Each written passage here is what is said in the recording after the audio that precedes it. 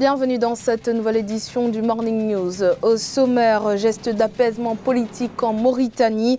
La justice a décidé d'abandonner les poursuites judiciaires contre 3 opposants au régime de l'ancien président Mohamed Ould Abdelaziz. Les mandats d'arrêt émis contre eux sont purement et simplement annulés.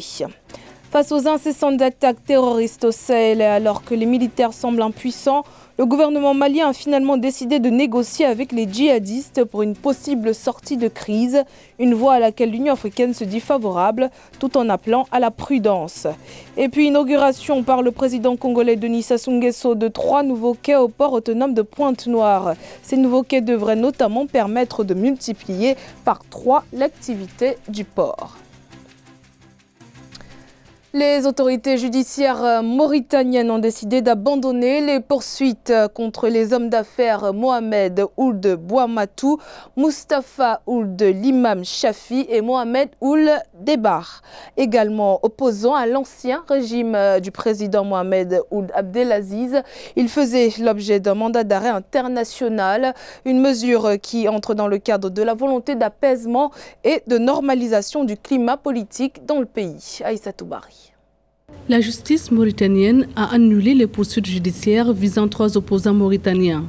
Il s'agit notamment de Mohamed Ould Bouamatou, Mustapha Ould Limam Chafi et de Mohamed Ould Debar. Ils étaient poursuivis pour des motifs liés à la corruption, à la fraude fiscale et à la connivence et liens avec les groupes djihadistes au Sahel. Les mesures d'annulation de poursuites judiciaires contre des opposants, des journalistes, des hommes d'affaires est une bonne nouvelle pour la Mauritanie et pour sa démocratie. En janvier, déjà 2 associations de défense des droits de l'homme, Human Rights Watch et l'IRA, avaient salué notamment les réformes engagées par le président Mohamed Ould Al-Ghazouani, même si elles disent attendre de nouvelles avancées sur la peine de mort et l'esclavage notamment. Les opposants vivant en exil ont depuis plusieurs années dénoncé un règlement de compte politique. Le parquet général au tribunal de Nouakchott a déjà écrit à Interpol pour demander l'annulation des avis adressés à la police internationale contre ces 3 opposants mauritaniens.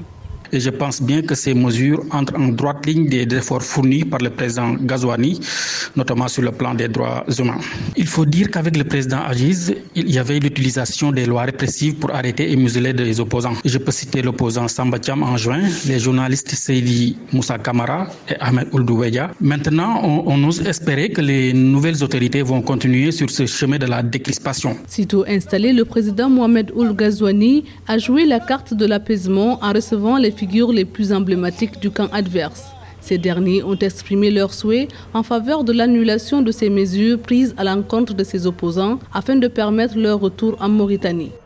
La situation sécuritaire dans le Sahel s'est fortement dégradée. Pour la première fois, le Mali envisage une autre stratégie négociée avec les djihadistes. Une stratégie soutenue par l'Union africaine, mais non sans risque pour Pierre Buyoya, le haut représentant de l'Union africaine pour le Mali. Selon ce dernier, il est nécessaire de revoir la gouvernance et la stratégie sécuritaire avant de s'engager à poursuivre les négociations avec les terroristes. Les précisions d'Aïssatou Bari. L'Union africaine se dit favorable à l'initiative de l'État malien d'engager un dialogue avec les terroristes. En 2019, le nombre de victimes d'attaques terroristes au Mali, au Burkina Faso et au Niger est évalué à plus de 4000 morts selon les Nations Unies. Au vu de la dégradation de la situation sécuritaire dans le Sahel, repenser la stratégie devient une nécessité, estime le haut représentant de l'Union africaine pour le Mali et pour le Sahel, Pierre Buyoya. Nous, l'Union africaine, nous soutenons fortement cette initiative de dialoguer avec ceux qui sont les chefs des groupes terroristes. C'est une des façons de mettre fin à la guerre, surtout s'ils sont maliens, nous les encourageons. Une entreprise difficile, mais qui peut aboutir à la paix. L'objectif de l'État malien est d'établir un contact direct pour voir si un dialogue est possible, notamment avec 2 chefs en particulier, Iyag Ag-Gali du groupe de soutien à l'islam et aux musulmans et Amadou Koufa, le leader de la Katiba du Massina. Aucune crise ne peut être résolue sans l'implication des acteurs locaux. L'Union africaine a donc toutes les compétences et est dans son rôle quand elle encourage la négociation, qui est une des voies de règlement pacifique des conflits. Cela n'est en aucun cas un signe de faiblesse. La solution militaire ayant montré ses limites, cette nouvelle dynamique de sortie de crise est louable et à encourager. Toutefois, Pierre Buyoya n'exclut pas l'usage de la force. Au-delà des 2 organisations terroristes qui opèrent dans le Sahel, un autre groupe djihadiste fait parler de lui depuis quelques mois.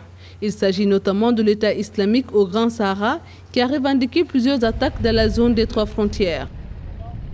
Avec la situation sécuritaire qui se dégrade au Sahel, l'idée d'une force conjointe se renforce en Afrique. Les États africains veulent mettre en commun leurs forces militaires pour venir à bout du terrorisme. C'est l'une des résolutions prises au dernier sommet de l'Union africaine qui s'est tenu à Addis Abeba en Éthiopie. Le chef de l'État guinéen Alpha Condé l'a également confirmé lors d'une interview exclusive accordée à notre chaîne. Ange Domeño. L'Afrique veut créer sa propre armée. Pour venir à bout du terrorisme, elle compte mettre en place une force militaire qui réunira tous les pays du continent. La décision d'aller vers une force collective fait partie des nombreuses résolutions prises par l'Union africaine. C'est ce qu'a confirmé le président guinéen Alpha Condé lors d'une interview exclusive accordée à Africa 24. Qu'il nous faut une armée africaine. Parce qu'aujourd'hui, c'est quelques pays, mais tous nos pays sont menacés par le terrorisme. Si nous nous unissons pas nos forces pour combattre ensemble le terrorisme et l'éradiquer, ça va très loin. Personne ne peut vaincre le terrorisme en Afrique si ce n'est pas les Africains. Selon les Nations Unies, environ 150 000 à 200 000 tonnes de munitions incontrôlées se trouvent actuellement sur le territoire libyen, ce qui contribue à alimenter les réseaux terroristes dans le Sahel. Les États africains veulent apporter une solution africaine à cette crise. Ils dénoncent de ce fait l'ingérence des puissances étrangères qui ne prennent pas en compte l'avis du continent. La force militaire africaine pourrait permettre également de mettre fin à cette crise libyenne. Lorsque j'étais président de l'Union africaine, j'ai insisté que les problèmes africains devaient être résolus par l'Afrique et que la plupart des problèmes que nous avons aujourd'hui en Afrique sont dus à des interventions étrangères. Lorsque nous avons dit que la question libyenne doit être résolue par l'Afrique, tous les pays membres ont voté, personne n'a voté contre.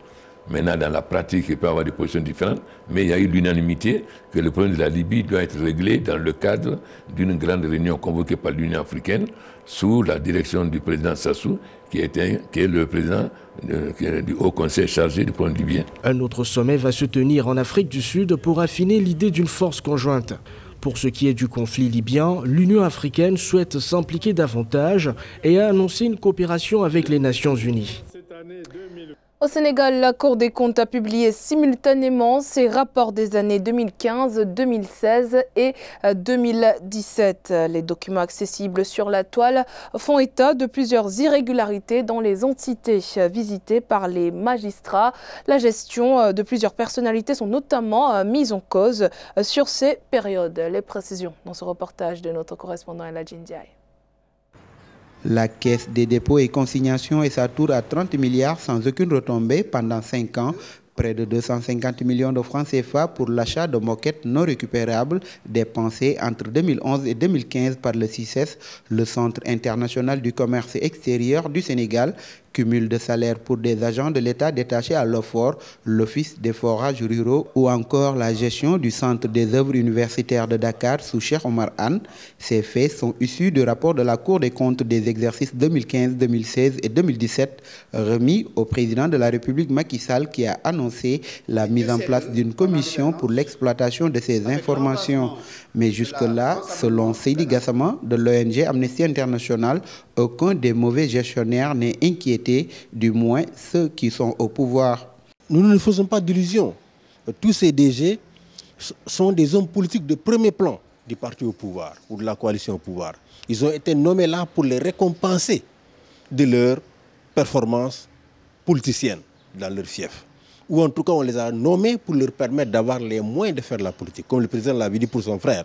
Je l'ai nommé à la tête de la Caisse des dépôts et consignations pour lui donner les moyens de faire la politique.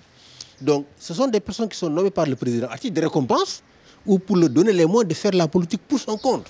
Donc, tant que le président est là, ces personnes ne seront jamais inquiétées.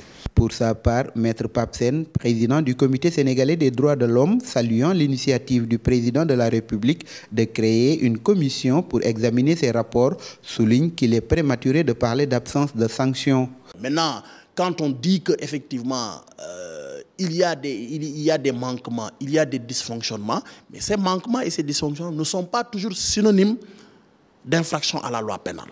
Et là, la loi sur la Cour des comptes permet à la Cour des comptes, si elle décèle des manquements qui ont une connotation délictuelle ou criminelle, de saisir directement le ministre de la Justice. Donc, mais dans le cadre de ces rapports, il faut examiner ces situations. C'est dans ces cas seulement qu'on peut parler peut-être d'impunité. Depuis l'avènement du régime de Macky Sall en 2012, aucun rapport d'un corps de contrôle épinglant des responsables n'a fait l'objet d'un traitement judiciaire. À noter que la Cour des comptes a indiqué que les rapports annuels 2018 et 2019 seront publiés courant octobre 2020. Le président du Congo, Denis Sassou Nguesso, a inauguré ce mercredi 19 février les 3 nouveaux quais du port autonome de Pointe-Noire. Ces nouveaux quais permettent aujourd'hui au port en eau profonde d'accueillir des navires à conteneurs de taille de plus de 320 mètres et d'environ 80 000 tonnes. Ils contribuent également à réduire le temps d'attente des navires et permettent aujourd'hui de baisser le taux de fret. Les détails dans ce reportage de notre correspondant Deva Panzo. Le quai G du port autonome de Pointe-Noire, long de 800 mètres linéaires, a accueilli ce navire de 332 mètres, transportant 8400 conteneurs, une nouveauté pour ce port en eau profonde. Avec le quai D, long de 720 mètres linéaires, et le quai polyvalent de 320 mètres, capable d'accueillir des navires conventionnels de 80 000 tonnes, tous inaugurés ce 19 février 2020 par le chef de l'État congolais. Ces installations s'inscrivent dans le plan de modernisation et d'expansion de cette infrastructure portuaire. Les 3 quais objets de la présente cérémonie d'inauguration représentent une longueur totale de 1840 mètres linéaires qui se répartit comme suit. Le quai G, qui nous fait face, de longueur 800 mètres linéaires au fond des profondeurs de moins 15, construit en 3 ans et demi et achevé en mai 2014. Les travaux de ces 3 quais sont estimés à plus de 97 milliards de francs CFA. Leur mise en service permettra au port autonome de Pointe-Noire de réduire le temps d'attente des navires de 3 semaines à 24 heures. Excellence, Monsieur le Président de la République, chef de l'État, votre présence à ces lieux illustre la volonté, d'une part, de maintenir les acquis du programme d'investissement prioritaire et d'autre part, d'amorcer en toute confiance la mise en œuvre de la phase d'urgence du plan directeur de développement du port de Pointe-Noire. Notons que les quais G et D, mis en fonction depuis quelques années, ont permis au port autonome de Pointe-Noire d'améliorer sa capacité d'accueil de conteneurs. Ainsi, le trafic conteneurisé est passé de 266 000 conteneurs équivalent 20 pieds en 2008 à 921 000 conteneurs équivalent 20 pieds en 2019. Direction la République démocratique du Congo à présent, où le gouvernement a réduit de plus de 30% les recettes de son budget 2020, mesure qui a pour but de rationaliser ses dépenses après des dérapages enregistrés en 2019. Les autorités ont ainsi ramené à 5,64 milliards de dollars les recettes de son budget 2020 contre 8,2 milliards de dollars auparavant. Les précisions de Philomenti. Conformément aux recommandations du Fonds monétaire international FMI, le gouvernement de la République démocratique du Congo compte dépenser uniquement sur base de recettes ou financements engrangés par le Trésor public. Dans son plan de trésorerie du secteur public, le pays a réduit les recettes fiscales et non fiscales du budget 2020 de 8,2 milliards de dollars à 5,64 milliards de dollars, soit une baisse de plus de 30%. Pour ma part, le plan de trésorerie présenté par la RDC épouse la capacité réelle de mobilisation financière de cet État. Comme il a été noté, c'est un plan qui résulte de la prise en compte des tendances défavorables de la conjoncture. Les nouvelles dispositions sont réalistes bien plus que le plan initialement présenté. La RDC dispose donc des capacités réelles pour mobiliser ces fonds. La nouvelle estimation des recettes du budget 2020 à 5,64 milliards de dollars constituera un gap de 200 millions à combler par des bons du Trésor émis par la Banque centrale, étant donné que le gouvernement pense pouvoir mobiliser uniquement 5,4 milliards de dollars. Il faut également relever que les autorités devront faire preuve de prudence et essayer de ne pas trop s'écarter du plan présenté dans la mesure où un plan de trésorerie est flexible. Il peut être ajusté en fonction des circonstances et de la conjoncture économique. Le nouveau plan de trésorerie adopté par la RDC vise à éviter le dérapage des dépenses publiques. En 2019, à 5 mois seulement, le budget du pays a déjà été utilisé autour de 98%. Le FMI avait alors recommandé au pays de faire preuve de plus de réalisme dans ses dépenses. C'était le journal de la rédaction. Merci de votre fidélité. Dans un instant, une nouvelle édition de l'actualité sur Africa 24.